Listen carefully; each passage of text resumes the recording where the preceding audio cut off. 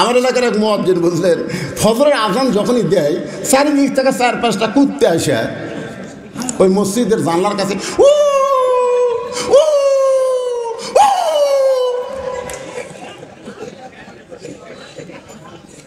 আমি চিন্তা করলাম কে মুয়াজ্জিন আজান দেয় কুত্তা করে বাজলো কার। একদিন আমি মুয়াজ্জিনকে বললাম, কে মুয়াজ্জিন ভাই, আপনাকে এখন সবচেয়ে বিরক্ত কে করতেছে? কয় হুজুর এই 4-5টা কুত্তে হুজুর, এই এরা ঘুম পাড়ে, কিন্তু আমি যে আজান দেওয়া শুরু করি এরা মসজিদের জানলার কাছে এসে উ উ করে। তাই আমি কইলাম কি যদি করে ভাই? কই হুজুর আমি তো বুঝবার পারতেছি না। এই মুয়াজ্জিনকে কানে কানে কইলাম, মুয়াজ্জিন আপনি সত্যি করে বলবেন, আল্লাহ কোরআনে বলেছেন ওয়ামান আহসানু কাওলাম মিম্মান দাআ ইলাল্লাহ ওয়া আমিলা সালিহান ওয়া ক্বালা ইন্নানি মিনাল মুসলিমিন। আচ্ছা, আপনি যে আসসালাতু খায়রুম মিনান নাওম বলতেছেন ফজরের আজানে, আপনার বেটা নামাজ পড়ে? মুয়াজ্জিন বলতেছে হুজুর আমার 3টা আগে আছে, এক শালাও নামাজ পড়ে না। আমি বললাম এই জন্য কুত্তা লোকমা দিছে যে তুমি আজান দাও তোমার বেটারাই নামাজ পড়ে না। ওয়াকিমুস সালাত মানে কি? শুধু মুয়াজ্জিন নামাজ পড়লে হবে না, মুয়াজ্জিনের 14 গোষ্ঠী নামাজ কায়েম করা লাগবে। ধরে কথা কন না কেন? মুমিনদের 2 নম্বর বৈশিষ্ট্য হলো নামাজ কায়েম করতে হবে। বর্তমান প্রধানমন্ত্রী 564টা মসজিদ বানা দিছে, আলহামদুলিল্লাহ। এখন আপনাদের মানদাত আছে না নাই? নাই? আচ্ছা হচ্ছে তো, হবি না? এই মসজিদের নাম কি? মডেল মসজিদ। জোরে বলেন নাম কি? এক নেতা আমারে কয় হুজুর আপনারা বক্তারা আমাদের প্রধানমন্ত্রীর কোনো সুনামি করেন না। প্রধানমন্ত্রী 564টা মসজিদ বানায় দিচ্ছে, সেই প্রধানমন্ত্রীর নামে কিছুই বলেন না। আমি বললাম প্রধানমন্ত্রী 564 কেন, 5 লক্ষ মসজিদ বানায়া দিলেও কোনো লাভ হবে না। কারণ মসজিদ বানানোর জন্য আল্লাহ প্রধানমন্ত্রী বানায়নি, আল্লাহ নামাজ কায়েমের জন্য প্রধানমন্ত্রী বানাছে। আল্লাহ কোরআনে বলেছেন আল্লাযীনা ইম্মাক্কান্নাহুম ফিল আরদ, মুসলমানের মধ্যে কাউকে যখন ক্ষমতার চেয়ার দেওয়া হয় তার 1 নম্বর কাম হলো পদ্মা সেতু নির্মাণ করা, 1 নম্বর কাম হলো 4 লাইন রাস্তা করা, 1 নম্বর কাজ হলো 564 মসজিদ করা। এগুলো সবই কাজ, তবে 1 নম্বর কাজ হলো নামাজ কায়েম করা।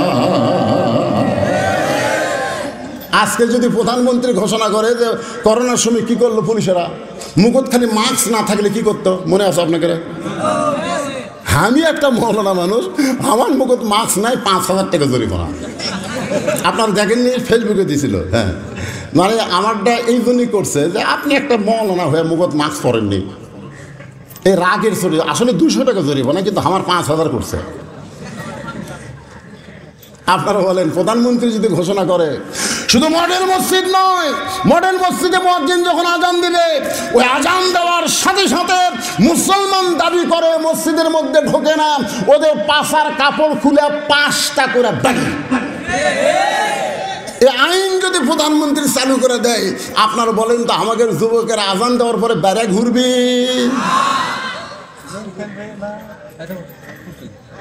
আমাদের যুবকেরা যদি 5 ওয়াক্ত নামাজ পড়তো, তাহলে আপনার বলেন তো যুবকদের চরিত্র কেমন হতো? কে বলেছে? এজরকান কে বলেছে? আল্লাহ বলেছেন ইন্নাস সালাতা তানহা আনিল ফাহশাই ওয়াল মুনকার। একমাত্র নামাজই পারে মানুষকে যাবতীয় খারাপি থেকে বাঁচায় দিতে। এরা কিন্তু রাত 1টার পরে সবাই যখন ঘুমাইয়া যায়, বাপ মা ঘুমাইছে, জানলা দরজা বন্ধ করে 4G মোবাইল ওয়াইফাই দেওয়া আছে, এখন অশ্লীল ভিডিও বার করে। যদি নামাজ পড়তো সেই যুবক কোনোদিন মেসির সাপোর্টার হতো না। যে ব্যক্তি 5 ওয়াক্ত নামাজ পড়ে সেই যুবক কোনোদিন নেইমারের সাপোর্টার হতো না। যেই যুবক 5 ওয়াক্ত নামাজ পড়ে সে কোনোদিন আর্জেন্টিনার পতাকা টাঙ্গাতো না। জোরে কোন কথা ঠিক কিনা? আপনার এলাকার একটা যুবক আপনি বার করেন যে যুবক 5 ওয়াক্ত নামাজ জামাতে পড়ে, ওই আবার আর্জেন্টিনার জার্সি গাওয়াত দেয়, একটা বার করেন। তাহলে আল্লাহর কোরআন সত্য না মিথ্যা? আল্লাহর কোরআন বলতেছে ইন্নাস সালাতা তানহা আনিল ফাহশাই ওয়াল মুনকার, একমাত্র নামাজই পারে মানুষকে যাবতীয় খারাপি থেকে বাঁচাই দিতে। কোরআনের দল সম্পর্কে অনেক সময় বললাম, এবার 2 নম্বর দল হলো ওয়া হাফিজুল লিসান, জবানকে সংযত করা। এখন 3 জন একত্রে চা খাওয়ার বসলে বসে করে তুই কাক ভোট দিব রে, হে মনোযোগ দিয়ে শুনবে। তা আপনাকে মার্কা বাড়াছে নাকি? মার্কা বাড়াছে এখনো বাড়ায়নি। তো যাই হোক, উনি কবি না ভাই আমি অক দিবার চাচ্ছি না, উনি কবি হামু তাই। আল্লাহ রাসূল বলতেছে 2 নম্বর জান্নাতি দল হলো যারা নিজের জবানকে সংযত করবে। এখন একটা গান ভাইরাল হয়েছে, একজন মানুষ হইয়া তুমি কয়জনকে বিলাও মন, মুখে তোমার ভালোবাসা অন্তর কয়লার মতন। একজন মানুষ হইয়া তুমি কয়জনকে বিলাও মন। তোমার জবান আছে বলে তুমি সব কিছু বলতে পারো না, জবান আছে বলে তুমি গীবত করতে পারবা না, পরনিন্দা করতে পারবা না। আল্লাহ রাসূল বলেছেন তোমার মুখের জবান আর 2 উরুর মাঝখান তুমি যদি হেফাজত করতে পারো, আমি আল্লাহ তোমাকে জান্নাতের জামিন হয়ে গেলাম। এই যে জবান সারাদিন ধরে মারছে, সারাদিন ধরে মারছে, তারপরেও লা ইলাহা ইল্লাল্লাহ জবান থেকে সরাবার পারে নাই। সারা রাত বুকের উপর পাথর চাপা দিয়ে রাখছে, তারপরও জবানকে আল্লাহ ছাড়া অন্য কোনো দিকে ফিরাবার পারে নাই। সকালবেলা আবু জেহেল দেখে বুকের পাথর নিঃশ্বাসের সঙ্গে উঠতেছে আর ডাবতেছে। ওতবা সাইবা বলে এত ওজনের পাথর দিলাম বেলালের বুকে, এরপরেও তো বেলাল ইল্লাল্লাহ লা ইলাহা ইল্লাল্লাহ বাদ দেয় নাই। আবু জেহেল বলতেছে তাহলে আর জিব্বা টেনে বের করে জিব্বার মধ্যে পেরেক মারা লাগবে। ও হাফিজুল লিসান, একটু মনোযোগ দিয়ে শুনবেন, মুখের জিব্বা টেনে বের করে ওই জিব্বার মধ্যে যখন পেরেক মারে, সেই সময় বাউল কাটা খেজুর কাটার চাইতো মোটা। বেলালের জিব্বা টেনে বের করে একে একে জিব্বার মধ্যে কাটা ঢুকাই দিচ্ছে। এরপরও বেলালের জবান ইল্লাল্লাহ আল্লাহ আহাদ জিকির করতেছে। মুসলমানের দরজা আবু বকর বেলালকে 1000 আশরাফি দিয়ে কিনে যখন নবীর কাছে নিয়ে যায়, আল্লাহ নবী তাকায় দেখে বেলালের জিব্বা মুখ থেকে অনেক বড় বের হয়ে গেছে। নবী টেনে টেনে কাটাগুলো বের করে বেলালের জিব্বার আগায় একটা চুমা খায়, সঙ্গে সঙ্গে জিব্বাটা পূর্বের মতো হইয়া বেলালের মুখের মধ্যে যখন ঢুকে যায়, আল্লাহ নবী বলে বেলাল রে, তোমার জন্য আল্লাহ কোরআনের আয়াত নাজিল করেছে। আল্লাহ বলেছেন ইন্নাল্লাযীনা ক্বালু রাব্বুনাল্লাহু সুম্মা ইসতাকামু তাতানাজ্জালু আলাইহিমুল মালায়েকা আল্লা তাখাফু ওয়ালা তাহজানু ওয়া আবশিরু বিল জান্নাহ। বেলাল রে, দুনিয়া থেকে বিদায় নেওয়ার সাথে সাথে আল্লাহ তোমার জন্য 8টা জান্নাতের দরজা খুলে দিবে। বেলালের চোখ দিয়ে দর দর করে পানি পড়ে। রাসূল বলে বেলাল সুবহানাল্লাহ কও। বেলাল কয় হুজুর মরে গেলে আল্লাহ জান্নাত দিবে। এত কষ্ট করে জবানকে হেফাজত করলাম, ওই কাফেরদের কথা না শুনে আল্লাহর জিকির করলাম, এর বিনিময়ে কি আল্লাহ দুনিয়াতে আমারে কিছুই দিবে না? রাসূল বলে বেলাল তুমি কি চাও? বেলাল বলে গোপনে আল্লাহ জিকির করার পরে এত কষ্ট যারা আমাকে দিল, সে আল্লাহু আকবার জোরে জোরে আমি বলবার চাই। রাসূল বেলালের কপালে চুম্বন দিয়ে বলে বেলাল রে, মক্কায় আল্লাহ জোরে বলার পরিবেশ নাই, যেদিন জোরে বলার পরিবেশ হবে সেই দিন সবার আগে তুমি আল্লাহু আকবার জোরে মুয়াজ্জিন হয়ে আযান দিবে। আজকে আমরা সেই জবানকে সাইজ করার জন্য একবার তাকবীর দেওয়া লাগবে। পারবেন ভাই? গলা খাকারি দেন। লিল্লাহি তাকবীর। এক সাইজে জোরে আপনার পারবেন না। এরা দেয়নি নাকি?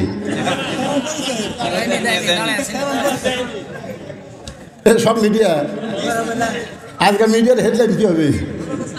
ভুয়া ভুয়া। এবার সবাই দেবেন একসাথে লিল্লাহি তাকবীর আল কোরআনের আলো। কোন জায়গাত করলেন বোঝা গেল না। ঘরে ঘরেও না, সংসদেও না, অ্যাঙ্গেলে মার দেওয়া লাগবে। আপনারা বলবেন সব জায়গায় আলো, আল কোরআনের আলো। কোরআন হাদিস যেখানে, দুনিয়ার মুসলমান লিল্লাহে তাকবীর। 3 নম্বর হলো অমুতঈমুল জাইয়ান, যারা ক্ষুধার্তকে অন্ন দান করবে। ক্ষুধার্তকে অন্ন দান করা বোঝেন? আমাদের বাংলাদেশে কতগুলো লোক আছে প্রত্যেক বছর হজে যায়, যায় কি যায় না? এ কথা কোন যায় কি যায় না? সেদিন দেখলাম এক বক্তা ওয়াজের মঞ্চে বলল, আমি 51 বার হজ করছি। কতবার? আপনারা বলেন তো, ওই বক্তার বাড়ির আশেপাশে কি কোনো গরিব নাই? হজ জীবনে কয়বার করা লাগবে? তাহলে 51 বার যে করছে,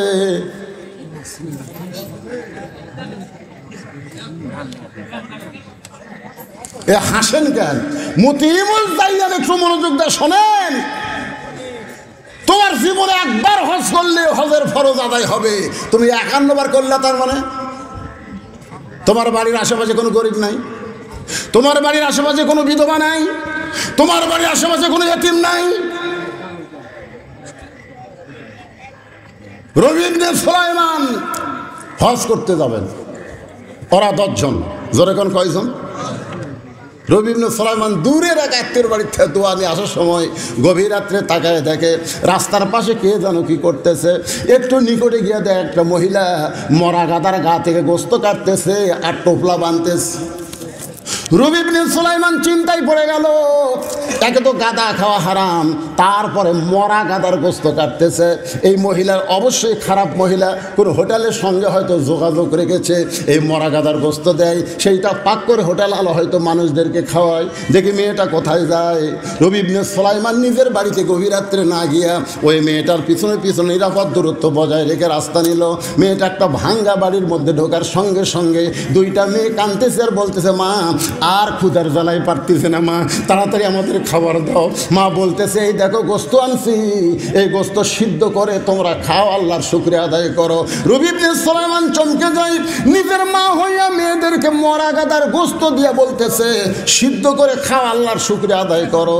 তিনি লোকমা দিয়ে বললেন, মা আমি নিজের চোখে দেখছি, মা তুমি মরা গাদার গোস্ত কাইটা তোমার মেয়েদেরকে দিছ।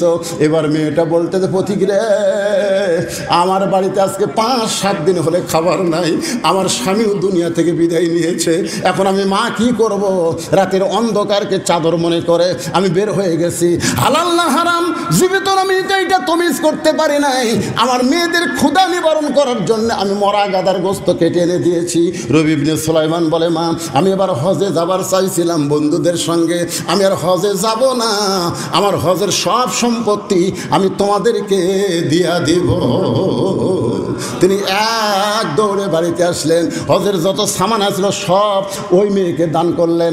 মার মেয়ে মিলে দোয়া করতে আল্লাহ, যেই মানুষটা হজে না গিয়ে তার সব সম্পদ আমাদেরকে দান করে দিল, আল্লাহ মক্কা মদিনা তার বাড়ির জন্য হাজির করে দিও।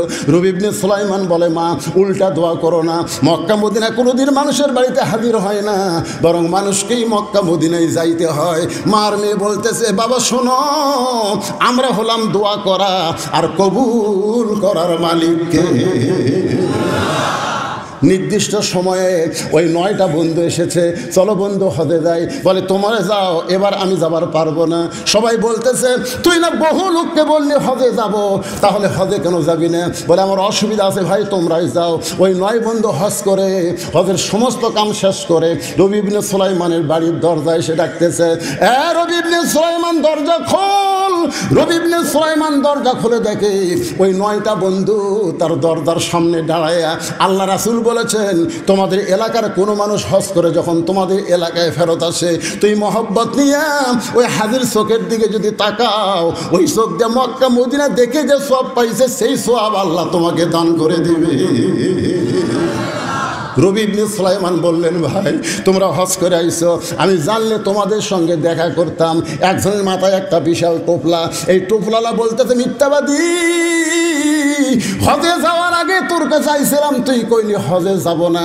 আবার হজ করতে যাই দেখি তুই আমাদের সামনে আল্লাহর ঘর তাওয়াফ করতেছিস। আমি বললাম রবি ইবনে সুলাইমান রে, তুই না কইলি এবার হজ করতে যাব না, তাহলে আমাদের সামনে আল্লাহর ঘর তাওয়াফ করিস। তখন তুই বললি ভাই এই টোপলা টানতে আমার একটু কষ্ট হয়, তুই একটু টোপলা ধর। আমি তোর টোপলা হাতে নিলাম, তুই ছাপা মারো ছাই করলি আমাদের সামনে সামনে। তোকে মক্কায় কয়েকবার দেখেছি কিন্তু টোপলা দেবার পারলাম না। মনের আগে গেলাম মদিনায়, মদিনায় গিয়ে দেখি রাসূলের রওজার পাশে দাঁড়ায়া তুই আল্লাহর নবীর সালাম দিচ্ছিস। আমরা টোপলা তোকে দিবার চাইলাম কিন্তু তুই যেন কোথায় হারিয়ে গেলি রে মিথ্যাবাদী। একসঙ্গে হজে যাবার চাইছিলাম, একসঙ্গে গেলি না, তাওয়াফ করার সময় আমারে টোপলা দিলি। আমরা নয়টা বন্ধু কয়েকবার তোকে দেখলাম, আমাদের দেখা দিলি কিন্তু আমাদের সঙ্গে না এসে আগেই বাড়িতে এসে দরজা বন্ধ করে দিছিস। তোর টোপলা তুই নে, তুই হলি মিথ্যাবাদী, তুই মুনাফিক। নয়টা বন্ধু টোপলা দিয়ে যখন চইলা যায়, রবি ইবনে সুলাইমান টোপলা নিয়ে কান্দার বলে আল্লাহ আমি তো হজে যাইনি, আল্লাহ আমি তো হজে যাইনি।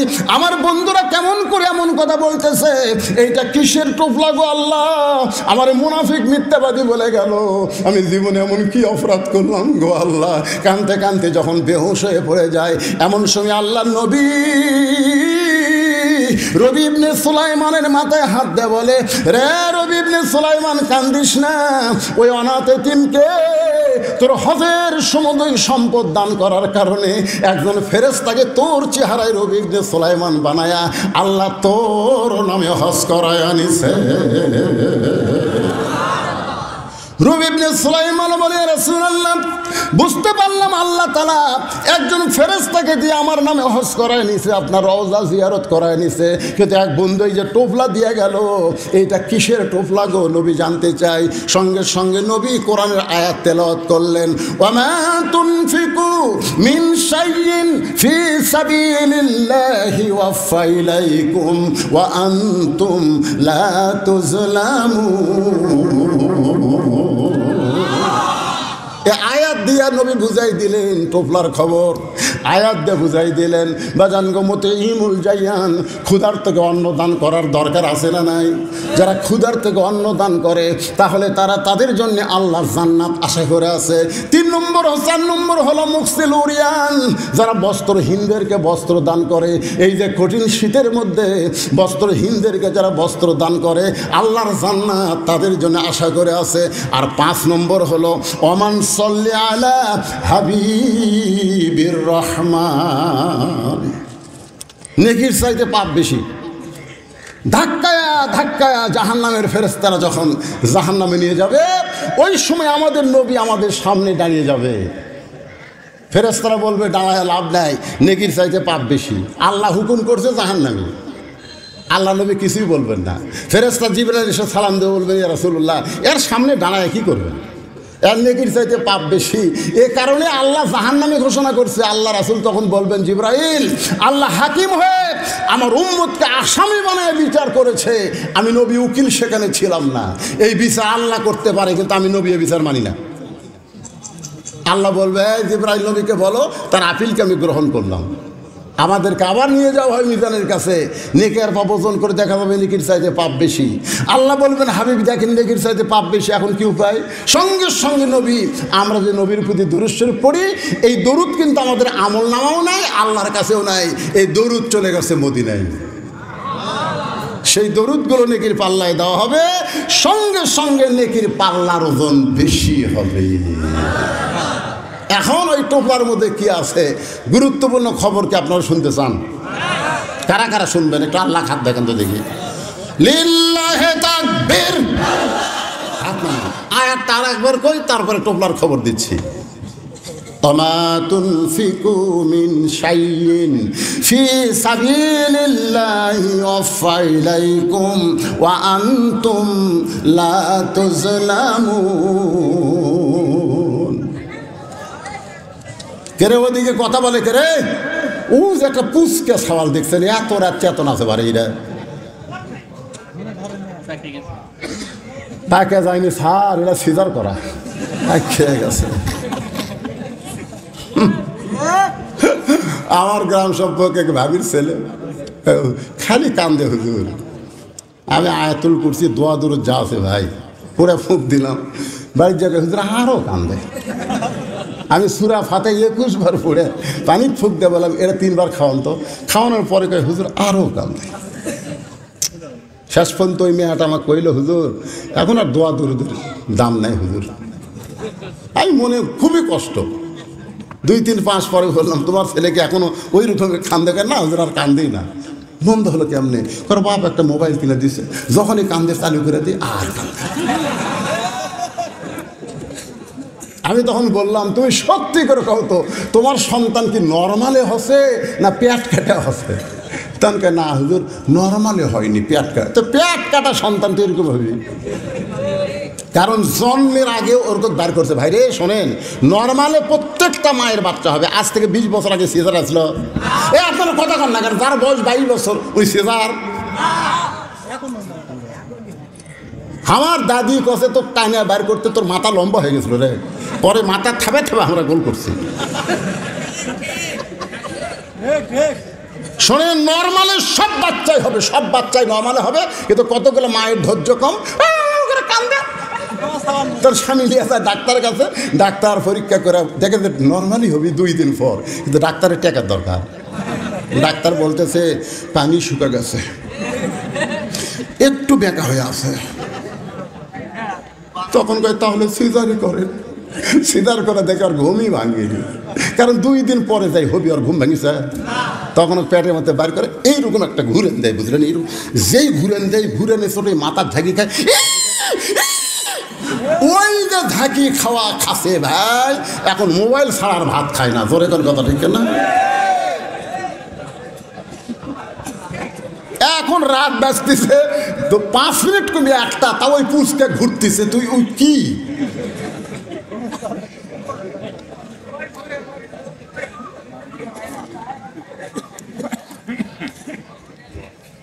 মন খারাপ করতেছেন? আপনি মরবেন, কি করবেন? এখন এলো ওয়াশ না করলে তো ওয়াজ হবে না। ঠিক আছে, আপনারা সবাই শুনবেন টোপলার মধ্যে কি আছে। আল্লাহ নবী কোরআনের আয়াত তেলাওয়াত করে রবি ইবনে সুলাইমানকে শুনাইলেন। সবাই কিন্তু শুনবার চাচ্ছেন। এখন যদি কেউ না শুনে চলে যান, লিমা তাকুলু মালা তাফআলুন। আল্লাহ কোরআনে বলছে মুখের কথার সাথে কামের মিল না থাকলে টাটকা মুনাফিক। এখন যদি আপনারা না শুনে উঠে যান, তাহলে ওই একজন মাথা তুলে হুজুর রে হুজুর রে। আমি এই নবীর মাদ্রাসার জন্য, শোনেন, এই নবীর এতিম মাদ্রাসার জন্য যাদের বাপ মা কবরে গেছে, বাপ মা যাদের কবরে শুয়ে আছে, সেই বাপ মার কবরকে জান্নাত বানানোর জন্যে এই মাদ্রাসায় একটা কোরআন শরীফ দান করা লাগবে। একটা কোরআন শরীফ মাত্র 500 টাকা। এরকম 100 জন আল্লাহর বান্দা আজকের এই মাহফিলে চাই বাপমার কবরকে জান্নাত বানার জন্য। কোন আল্লাহর পাগল আছেন সর্বোত্তম নবীর মাদ্রাসায় একটা কোরআন শরীফ বাবদ 500 টাকা দেবেন। আপনি 500 টাকা দেওয়া মাত্রই একটা কোরআন দানের সব আল্লাহ আপনার বাপমার কবরে দিয়ে দিবে। ভাইজান একটু লগত লাগবে ভাই। নাই লগত নাই? আচ্ছা আপনারা দিবেন, কিন্তু লগত একটু কেউ আসেন নাকি? লগত এই দেখেন দেখেন লগত শুরু হয়ে গেছে। এই দুটো মাশাআল্লাহ, দেখেন 100টা হতে কতক্ষণ লাগে, কীভাবে চলে যাচ্ছে রে।